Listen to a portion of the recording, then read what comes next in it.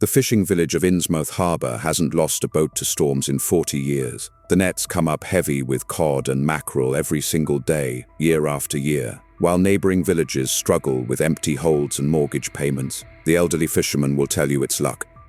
Good currents, blessed waters, but if you stay long enough, if you listen carefully to what they don't say, you'll hear about the tithe. Every 20 years, on the night of the highest autumn tide, someone walks into the ocean. They wade out past the breakers, past the point where the seafloor drops away into the black depths, and they don't come back. The village doesn't talk about it. There are no records, no missing person reports. Just a name that stops appearing in the town registry, a house that sits empty for exactly 1 year before someone new moves in, and the promise that the sea will remain calm, the nets will remain full, and the village will continue to prosper. This year, it's been exactly 20 years since the last tithe, and Sarah Winters, a documentary filmmaker who arrived 3 weeks ago to shoot a film about New England fishing communities, has just discovered something that makes her blood run cold. In the town clerk's office, tucked between old property deeds and fishing licenses, she found a piece of paper with a single name written in elaborate script, her name. The selection has already been made, and the autumn tide is 3 days away. Innsmouth Harbor sits tucked into a curved bay on the main coast, protected by rocky headlands on either side, and a natural breakwater of ancient stones that the locals say were placed there by giants in the old days. It's the kind of place that appears on calendars: white clapboard houses with widows' walks, lobster boats painted in primary colors, a lighthouse on the northern point that's been guiding ships since 1724, 300 years of fishing tradition, 300 years of unbroken prosperity in an industry where most villages are dying. That prosperity is what caught Sarah Winters' attention. She was a documentary filmmaker based out of Boston, specializing in stories about dying industries and the communities that clung to them. New England fishing villages were collapsing under the weight of quotas, overfishing, and climate change, except Innsmouth Harbor. While every other village along the coast reported declining catches and increasing storm damage, Innsmouth's fishing fleet brought in consistent hauls year after year. Their boats never sank, their fishermen never drowned. The storms that battered neighboring towns seemed to go around Innsmouth Harbor, as if the bay itself were protected by some invisible barrier. Sarah arrived on September 3rd with her camera equipment, a grant from a small arts foundation, and a reservation at the Harbor Inn. The welcome she received was warmer than she expected. The innkeeper, a woman in her 60s named Margaret Oakes, insisted Sarah take the best room, the one overlooking the water with the large windows and the balcony. The local fishermen were eager to be interviewed, though their answers were strangely uniform. "Good waters here, always been blessed. My grandfather fished these waters, and his grandfather before him." They smiled when they said it, but their eyes never quite matched their smiles. The first time Sarah noticed something was wrong was her 3rd day in town. She was sitting in the harbor cafe, editing footage on her laptop, when she overheard 2 fishermen talking in low voices at the counter. 20 years next week," one of them said. "Elders already made the choice." The other nodded slowly. "About time. Been feeling the change in the water. Fish starting to run thin." Then they noticed Sarah watching them, and the conversation stopped dead. They paid their bill and left without another word. That night, Sarah couldn't sleep. She stood on her balcony overlooking the harbor, watching the moonlight on the water. The bay was perfectly calm, not a ripple disturbing its surface. She'd grown up near the ocean. She knew how water moved, how it responded to wind and current. The water in Innsmouth Harbor didn't move like normal water. It sat there, waiting. And from somewhere far out in the darkness, she thought she heard something. Not quite singing, not quite music, just a sound that made something deep in her chest ache with longing. The next morning, Sarah went to the library. It was a small building, just 2 rooms really, maintained by a volunteer named Thomas Marsh, who seemed to be about 90 years old. She asked if she could see historical records about the fishing industry. Thomas studied her for a long moment, then nodded and led her to a back room lined with filing cabinets and old ledgers. "Help yourself," he said, "but some things are better left unexamined. Prosperity makes people ask fewer questions. You might want to consider that." Sarah spent the afternoon going through records, ship manifests, catch logs, weather reports. The pattern became clear after the first hour. Every fishing boat that launched from Innsmouth Harbor returned safely, every single one for 40 years. She checked the records from neighboring villages, dozens of boats lost, hundreds of fishermen drowned, but Innsmouth, not one. The weather reports showed major storms passing directly over the bay, yet damage reports listed only minor cosmetic issues. It was impossible. And then she found the population records. The village maintained meticulous records of births, deaths, and residents. Sarah started in 1724 and worked forward. Every 20 years, like clockwork, one name would simply disappear from the registry. No death certificate, no record of moving away, just gone. 1744, Jonathan Wickies, age 32, unmarried, no family.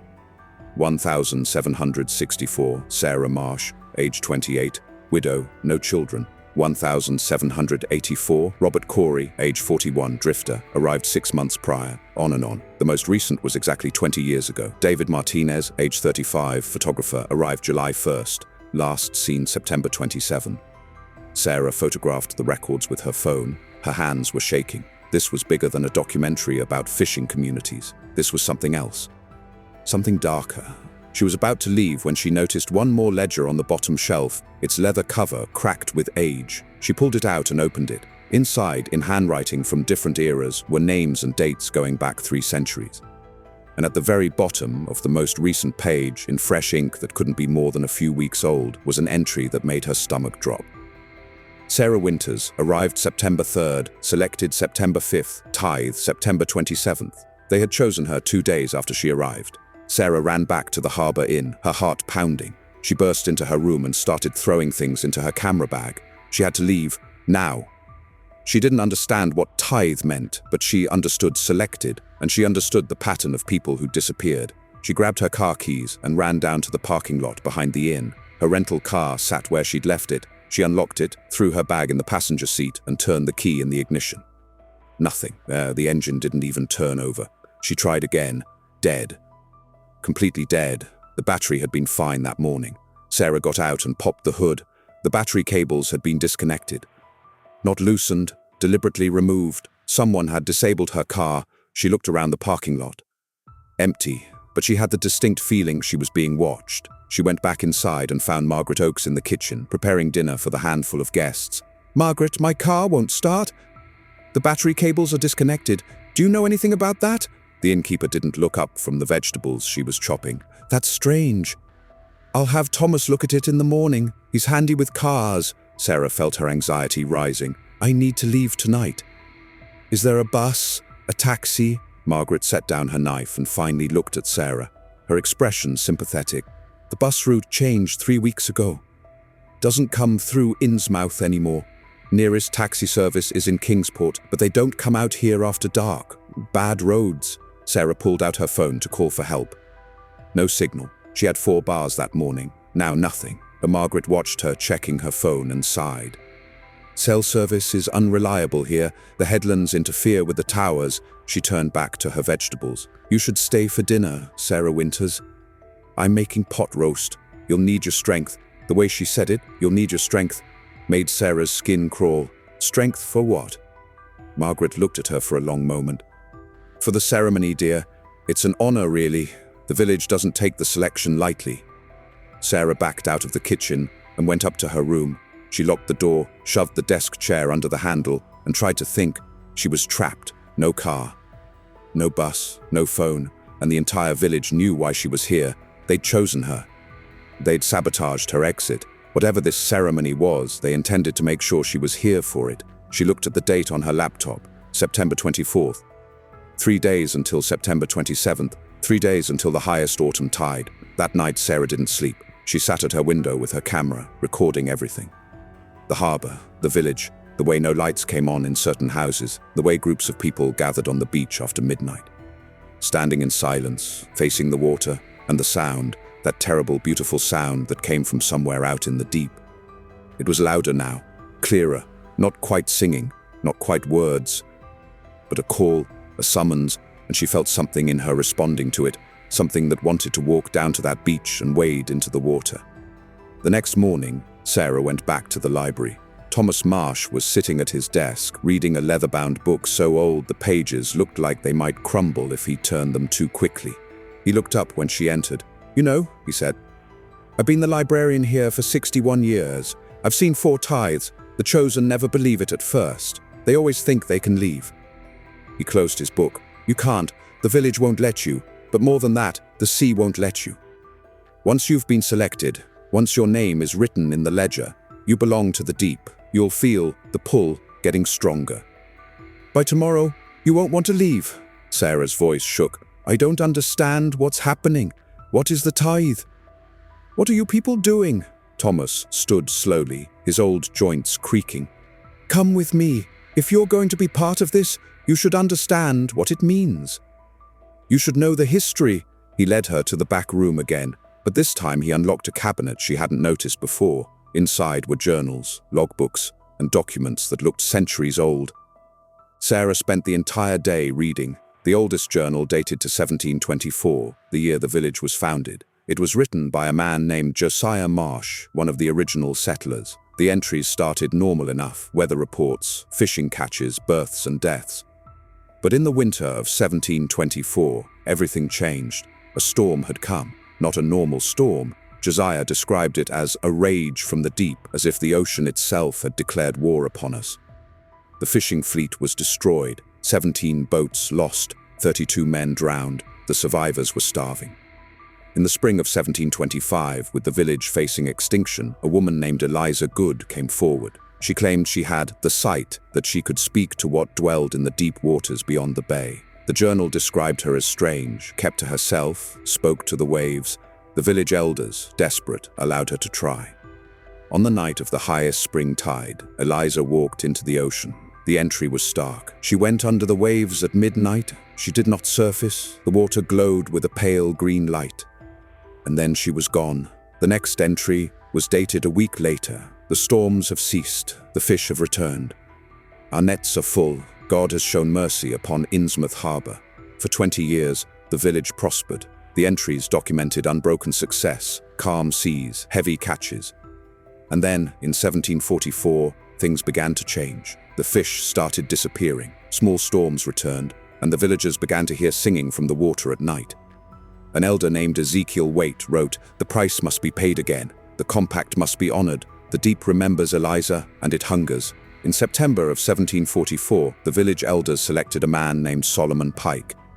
He was a drifter, no family, arrived in the village 6 months prior. They drugged him with wine and carried him to the beach at high tide. They threw him into the water, weighted with chains. The entry described what happened next in matter-of-fact detail. The water took Solomon.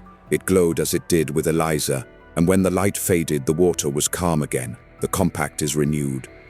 May God forgive us. The pattern continued. Every 20 years, the prosperity began to fade, and every 20 years, the village selected someone, always an outsider, always someone who wouldn't be missed, and delivered them to the sea. The journals documented the rules that governed the tithe. It had to be an outsider, someone with no deep roots in the village. It had to happen on the highest autumn tide. And after the forced sacrifice of Solomon Pike, they learned one more crucial rule. The chosen had to appear to enter willingly. They could be drugged, deceived, or convinced, but they could not be dragged to the water against their will. Sarah found the entry from 1904. A man named Walter Gilman had been selected. But Walter discovered the truth and fought back. He escaped the village, made it to Kingsport, and told the authorities. They thought he was insane. He tried to come back with police, but the village denied everything. Walter never returned to Innsmouth Harbor. That winter, the worst storm in recorded history struck the coast. Innsmouth Harbor took the brunt of it. Half the village was destroyed. 15 boats lost, 37 people dead. The journal entry from the village elder was bitter. The sea has punished us for failing to honor the compact. We will not fail again. After that, the village became more careful. They chose better. They watched for people who were isolated, alone, unlikely to be missed. They welcomed them warmly, made them feel safe, and prepared them for the ceremony without ever revealing what it truly meant. Until it was too late. Until the chosen was so enmeshed in the village's kindness that leaving felt like betrayal. But there was more in those journals. Ship captains from the 1800s had drawn pictures in the margins of their logbooks. Sketches of something massive moving beneath their ships, something with scales that glowed with bioluminescence, something with too many eyes arranged in rows along its serpentine body. They called it by different names: the Guardian, the Old One, the Dweller in the Deep. But they all agreed on one thing: it was ancient, it was enormous, and it had made a bargain with Innsmouth Harbor 3 centuries ago: protection and prosperity in exchange for tribute. One life, every 20 years, delivered to the deep. The last journal Sarah found was more recent, dated 20 years ago. It was written by Margaret Oakes, the innkeeper. She described the selection of David Martinez, the photographer. He arrived in July, perfect for our needs. By September, he had fallen in love with the village. When we told him about the ceremony, about the honor of being chosen, he asked questions, but he didn't refuse. We gave him wine.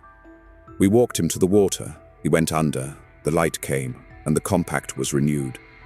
The village is safe for another 20 years. God forgive us. God forgive us all. Sarah closed the journal, her hands trembling.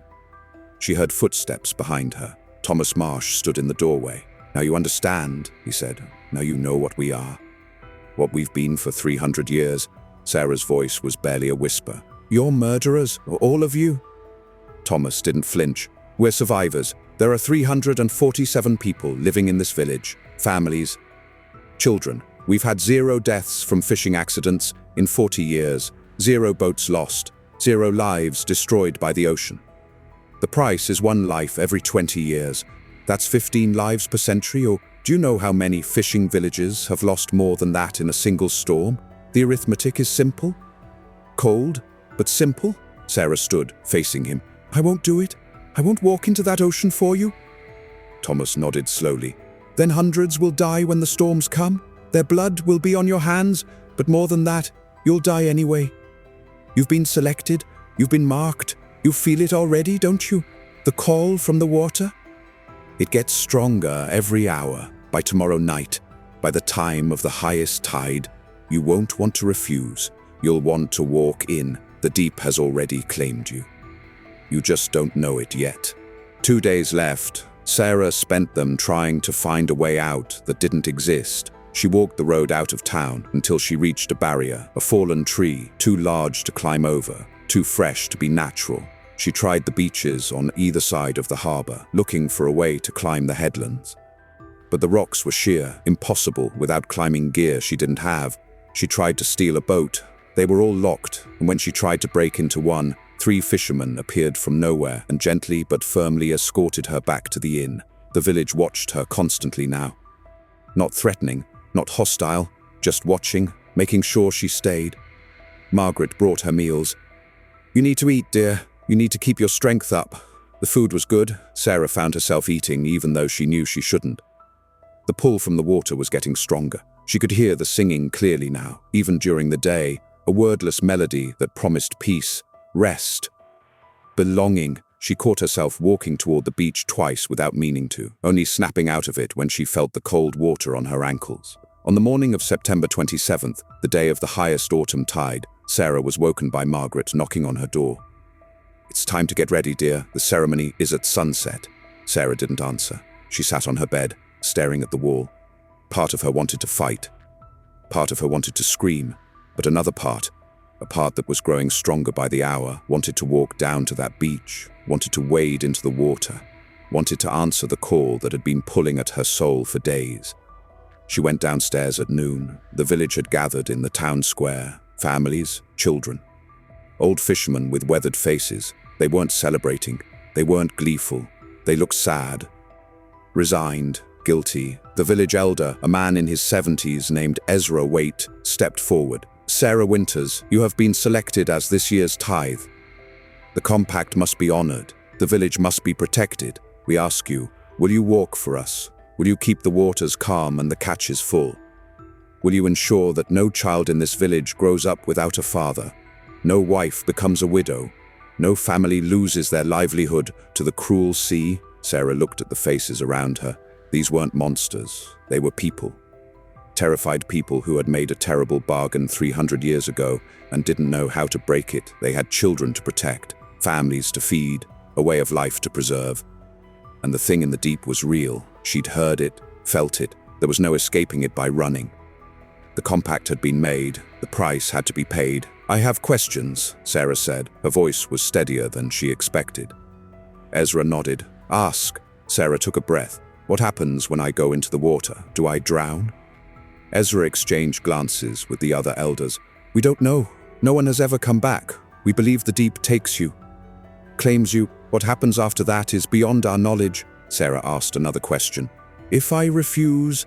If I somehow escape, what happens? Ezra's expression darkened. The storms come, the fish disappear, the boats sink. The village dies. We've seen it happen. In 1904, when the Chosen escaped, 37 people died that winter. We won't let that happen again. Sarah felt the pull getting stronger. The tide was rising. She could feel it in her bones. The singing was so clear now, so beautiful. It wasn't calling her to die. It was calling her to something else, something she didn't have words for. She thought about running.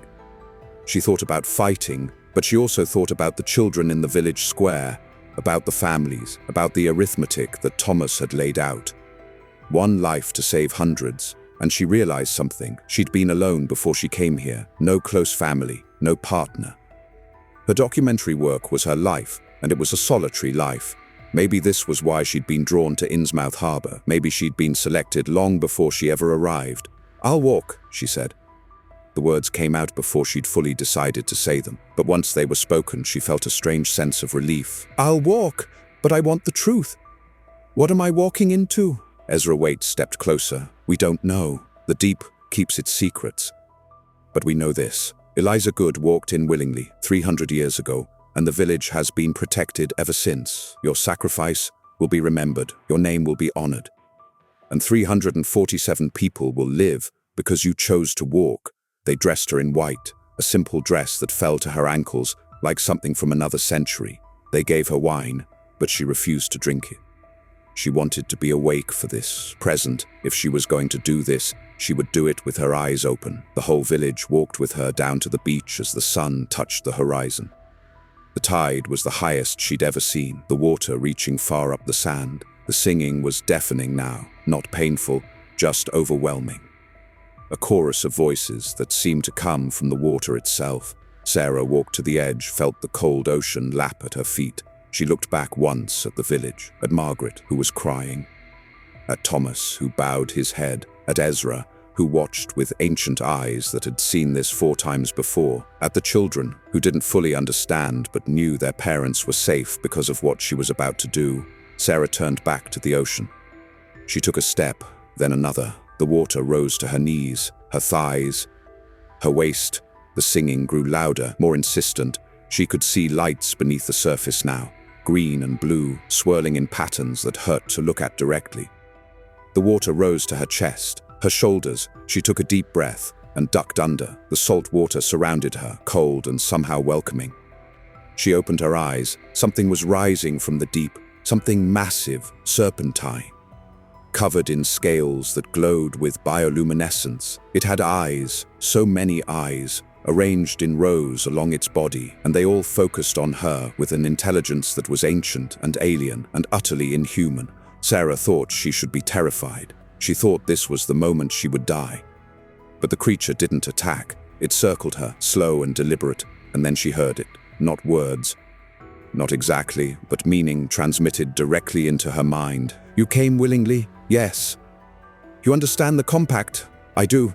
The village will be protected. The waters will remain calm. The catches will be full for 20 years, and then another must walk. I understand.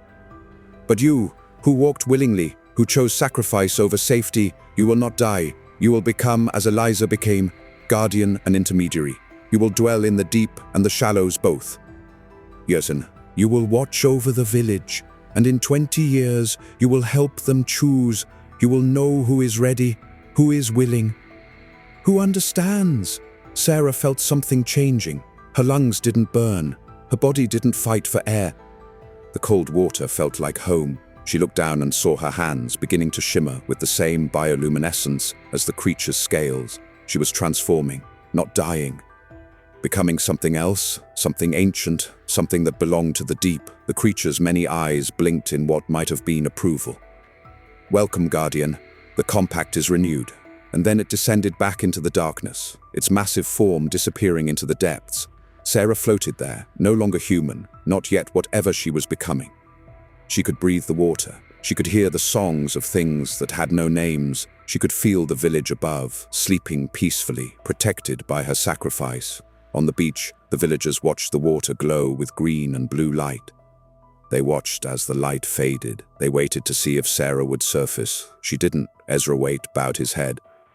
The compact is honored. The tithe is accepted. May she rest in the deep. The villagers dispersed, walking slowly back to their homes. They would sleep well tonight. The village was safe for another 20 years. But far below, Sarah Winters swam through the dark waters, learning her new form, understanding her new purpose. She was the guardian now. And in 20 years, when the fish began to thin and the storms began to stir, she would rise to the shallows and watch. She would find someone alone, someone isolated, someone who might understand.